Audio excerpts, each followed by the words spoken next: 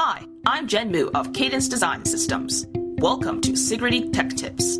Today, we bring you another installment of how to build and verify your multi-gigabit serial link to meet industry compliance standards. Our video today will show you how to perform full-wave 3D extraction, making sure you have the right slice of the design before you invest considerable time and energy in the actual extraction. Using this methodology, you can avoid wasting hours on a full-wave 3D extraction, where critical circuit elements are missing, making the results unusable.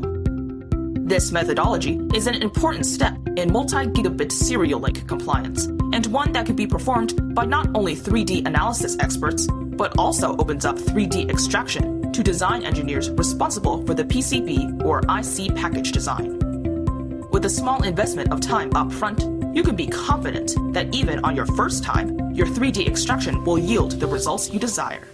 With added accessibility to accurate 3D extraction, you can be confident that your scheduled milestones will be met and your design cycle time will be predictable.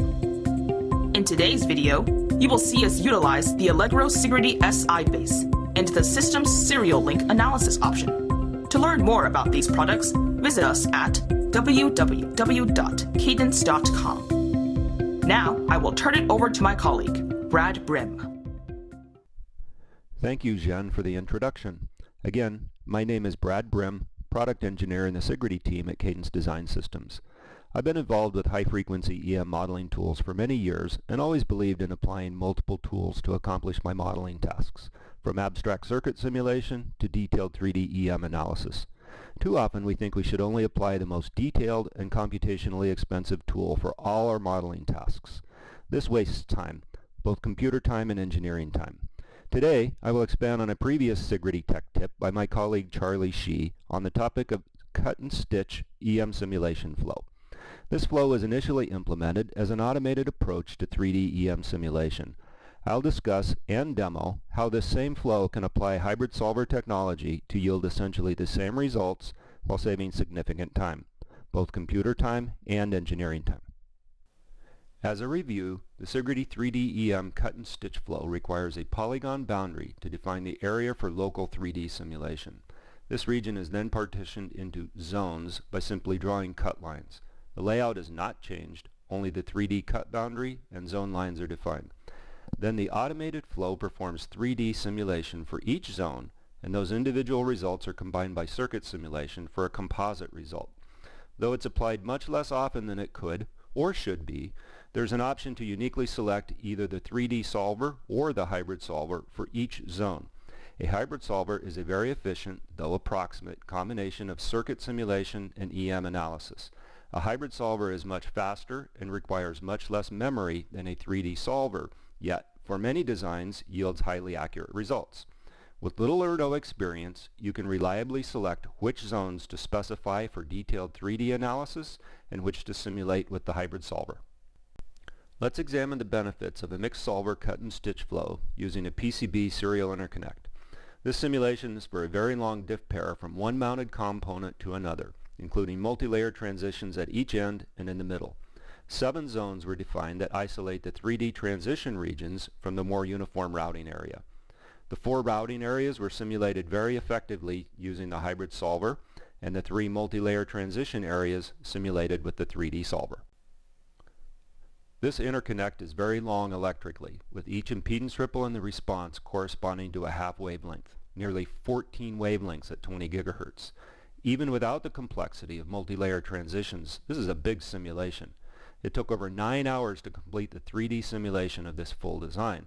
When the cut and stitch flow is applied and all 7 zones are simulated with the 3D solver, the time is cut in half to about 4.5 hours. The time savings is great, but an even more significant reduction in memory occurs. When we apply the hybrid solver to the 4 uniform routing areas, the computation time reduces to less than 1 hour. That's an order of magnitude reduction in simulation time to achieve the same level of accuracy as a 3D EM simulation of the full design. And the only insight required was to recognize the hybrid solver can be applied to uniform routing regions. We simply select the relevant solver for each zone prior to simulation. An IC package SerDes channel was selected as an example. It contains 2 diff pair interconnects and transitions to both chip and board. Before jumping into details of the design, let's first examine the multi-solver simulation flow applied in the demo. Step 1. Start with the full design layout. Disable all but the few signal nets of interest. Keep the full power delivery network. Step 2. Perform a hybrid solver simulation with the full PDN. This establishes baseline for comparison when you cut the PDN for local simulation in the next step. Step 3. Perform a hybrid solver simulation of the cut design and compare with the full PDN results. If these results compare well, then you're certain you haven't excluded PDN effects, such as a resonance, or that you haven't cut away too much of the design to get good local simulation results. Step 4. Perform a mixed solver cut and stitch simulation. Define zones to partition 3D versus uniform routing areas. Then select the appropriate solver for each zone and launch the simulation. Step 5. As an optional verification step, you can choose more zones to be simulated by 3D. In the extreme, you can select all zones to be simulated by 3D, which is the original single solver cut and stitch flow. Step 6. As a final verification, you can even pursue a 3D simulation of the entire cut design. Now, let's preview these simulation steps for the example design. We'll jump directly to step 2 with the full PDN and 2 diff pairs selected. Ports are set up and a 20 GHz bandwidth defined. The hybrid solver simulation completes in only 6 minutes. Again, this provides a baseline to judge results for the cut design. Step 3. Quickly cut the design with a rectangular window and launch another hybrid solver simulation. This time the simulation completes in less than 20 seconds. The results compare well and allow me to cut the design further with an arbitrary polygon and quickly test. I have both avoided issues and I get a more efficient 3D simulation. Step 4. Change to the 3D EM workflow and set up for cut and stitch simulation. I draw 2 cut lines to define 3 zones. One zone at the chip transition, one at the board transition, and one for the strip line routing area. I had initially intended to select the chip transition for 3D simulation, but the hybrid solver results showed the board transition dominates circuit performance over the entire bandwidth. Therefore, I chose only the board transition for 3D simulation and stayed with hybrid solver simulation for the die transition and interconnect zones. The cut and stitch simulation completes in about 13 minutes, with only seconds required for the 2 hybrid solver zones. Step 5. As an optional verification, I select all zones for 3D simulation. The simulation takes about 12 minutes for the die transition and 27 minutes for the interconnect. With the 13 minutes required for the board transition, that's a total of about 52 minutes. The previous mixed solver results compare well with these new all 3D results. Step 6. Only as a computational resource comparison, I perform a 3D simulation of the entire cut design. This simulation required about 66 minutes to complete and about twice the memory of the all 3D cut and stitch simulation. The results are extremely close to the all 3D cut and stitch results. Now, let's proceed to the demo. Step 1 of selecting signal nets and their relevant power nets was completed before the demo, and the design brought into the PowerSi GUI for hybrid solver simulation. Therefore, we begin the demo at step 2. We have 2 differential pairs, TX in yellow, RX in pink, and the blue net is the ground net. The ground net is a solid plane on layers immediately above and below this routing layer, except for the die transition region. Let's first look at a 3D view of the die transition region.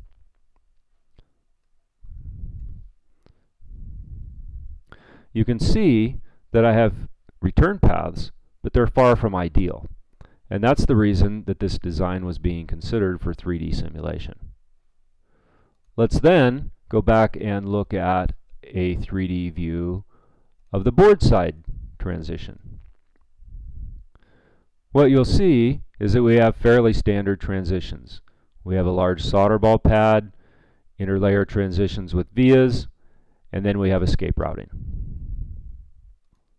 Let's close the 3D view and return to the layout, and let's look at the 8 ports that I have defined. Ports 1 through 4 are defined actually on the bottom layer. for the TX and RX respectively. Ports 5 through 8 are defined at the die side on the top layer. All ports reference single balls or single bumps for their return paths. Let's now look at the frequency sweep. I have defined a sweep from 100 megahertz to 20 gigahertz. Since we're going to use all default simulation parameters, I simply need to go to the PowerSi workflow for extraction and launch the simulation. During the simulation, we're going to pause, and I will also set up for a differential channel results display. We're back after about a 6-minute hybrid solver simulation of the channels and the full PDN. I've set up a display of the differential mode S parameters. The TX traces are blue and the RX traces are red. We'll maintain this consistently throughout the demo. Notice very low reflection or return loss at low frequencies for both TX and RX, with significant reflection at higher frequencies. Also notice fairly low insertion loss over the entire band. Both reflection and transmission show impedance ripples, which are due to die-side and board-side parasitics, as well as trace impedance differences versus expected values. Let's examine the phase of the S parameters. There are 3 unique sets of phase behaviors. The board-side reflections have very little phase accumulation, and the die-side reflections have large phase. Notice the through phase is about half the die-side reflection phase. Also, the RX phase is always greater than the TX phase, which makes sense because the RX channel is physically longer. But before we go to the next step of local simulation for the cut design, let's consider what these results tell us already.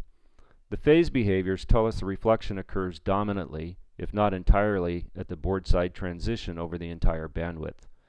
Since the board side reflection phase starts at about minus 90 degrees and decreases slowly with frequency, we know this transition is highly capacitive and localized to the board side transition. We're now at step 3 in our multi-solver simulation flow, hybrid solver local simulation of the cut design. To start with, I'll cut the design quickly with a simple rectangle.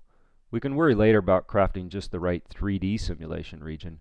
First, we want to assure we aren't ignoring any PDN resonances or cutting away too much of the design for our local simulation.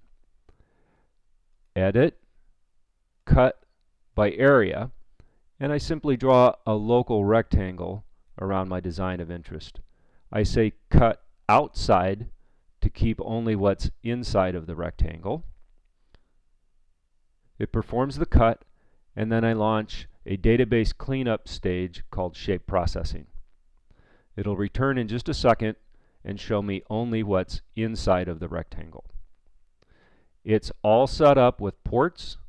The frequency sweep is already defined, and just like last time, I go to the PowerSi workflow and I simply launch the simulation. While the simulation proceeds, we'll pause and I'll again set up the results display. The simulation completes quickly, in about 20 seconds. Most of the pause was to set up plots to compare the previous full PDN results with the present cut PDN results. The full PDN results are displayed as dashed lines. Notice the exact comparison between the two sets of data. This means we haven't ignored any PDN effects and that we have more than enough of the PDN to represent local return paths.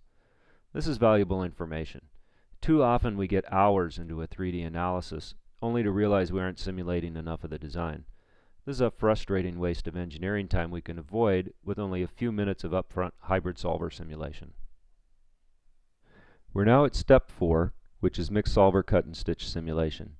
To save time in the demo, I took a few minutes offline to set up most of the analysis, but we'll review before launching the simulation. First, I crafted a more conformal cut region for the local simulation.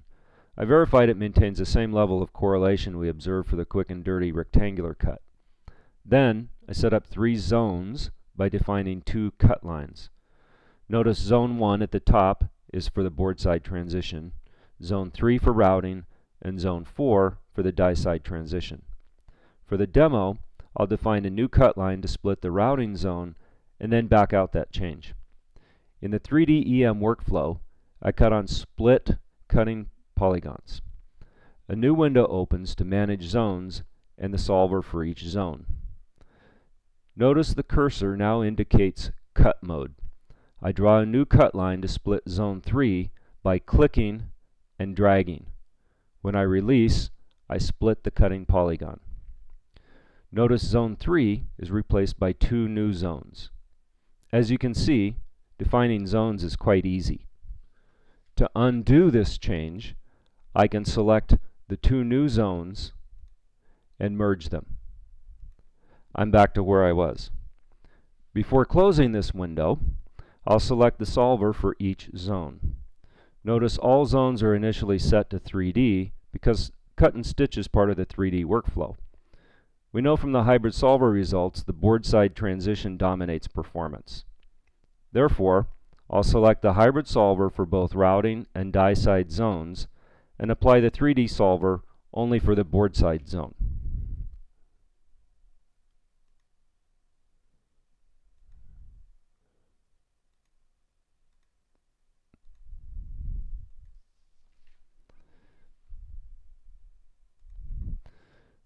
The next step is to generate speed files, which are Sigrity design databases. The present design file is not changed, but a new file is created for each zone. When I launch the simulation, these files are simulated with the selected solver in a subdirectory of the present zone. There's no need to check these new files for this simple of a design. Now, I'm ready to launch the simulation. The GUI asks if I want to use the cut and stitch flow. If I decline, it simply ignores the zones and performs a 3D simulation of the entire design. As before, we'll pause while the simulation is performed and I set up display of the results. The simulation completes in about 14 minutes. 3D simulation of the board side transition requires about 13 minutes, and hybrid simulations of the other 2 zones take about 10 seconds each. The solid traces are the cut and stitch results, and the dashed traces are the previous hybrid solver results. I've displayed the board side reflections only to unclutter the plot. Notice the cut and stitch reflections are smaller at higher frequencies. The phase of the S parameters are also very similar between the 2 results. This implies the hybrid solver was overestimating the capacitive parasitics at the board side. Though this overestimation is only about 10%, it's the dominant effect in the channel, so it's good that we applied 3D simulation for it. We're now at steps 5 and 6 of our mixed solver simulation flow. This is the verification stage. For step 4, we chose to apply cut and stitch with 3D applied only for the board side zone. Was that sufficient?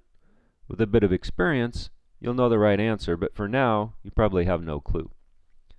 For step 5, 3D cut and stitch, I can simply change all zones to be 3D, configure their speed files to be regenerated, and simulations performed again. Then, simply relaunch the simulation. This is essentially the same thing we did for step 4.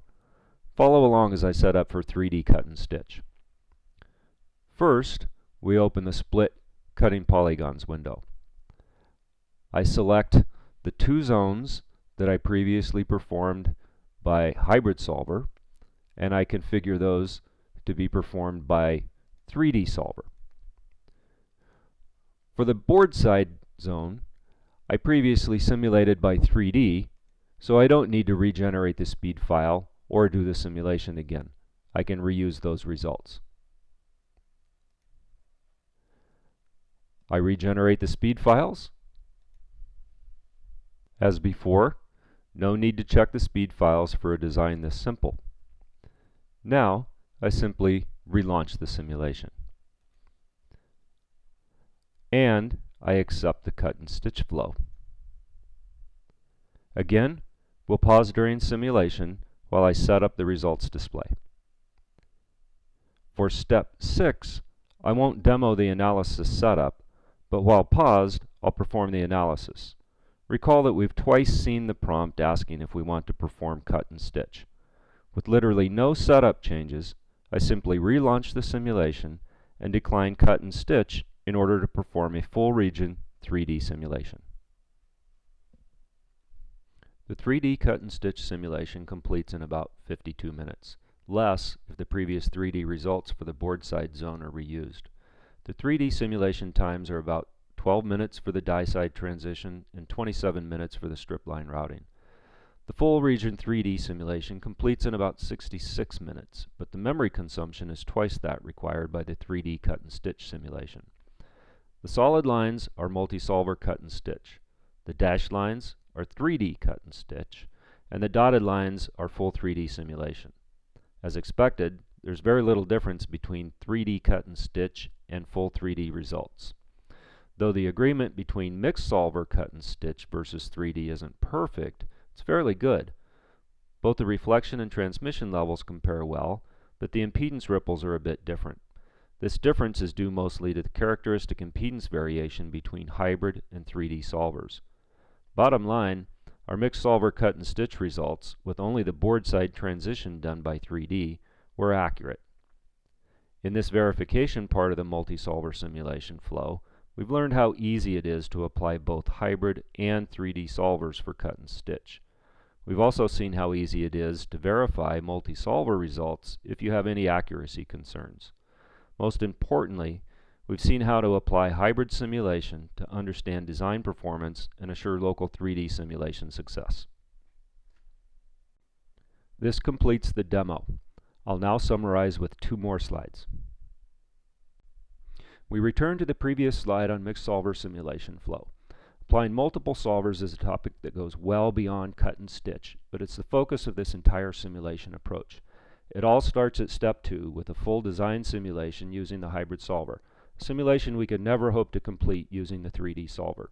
Then, in step 3, we quickly validate and even tune our circuit for local simulation success and efficiency. Again, this is something impractical with 3D simulation. Before going to 3D simulation, we can learn a lot from the hybrid solver results. In this case, the board side transition was seen to dominate circuit performance and guided me to select only that zone for 3D simulation. The 13-minute cut and stitch simulation of step 4 provides us with accurate results of this SerDes channel. We can optionally validate this with an all 3D cut and stitch simulation of step 5 or a 3D simulation of the entire cut design of step 6. As we gain experience, we may be tempted to skip the initial 2 hybrid solver steps and go directly to a mixed solver cut and stitch simulation. However, even for the most experienced analyst, these 2 initial steps are a minimal investment for assured success, efficiency, and insight to design performance. They help us to be even more successful with the mixed solver cut and stitch flow. I suggest you seriously consider them for your modeling tasks. The Sigrity cut and stitch simulation flow is driven from a single design file available in a single user interface and enables application of multiple solver technologies in an automated manner. It provides significant time and memory savings and helps to assure accurate results with minimum engineering time investment. The question is not whether to apply 3D EM or hybrid solver technology, but rather how to best apply 3D EM and hybrid solver technology. Thanks for joining me today. Thank you for watching another edition of Sigrity Tech Tips. For information on products used in today's video, click on the links below or contact your local Cadence sales representative or Cadence channel partner.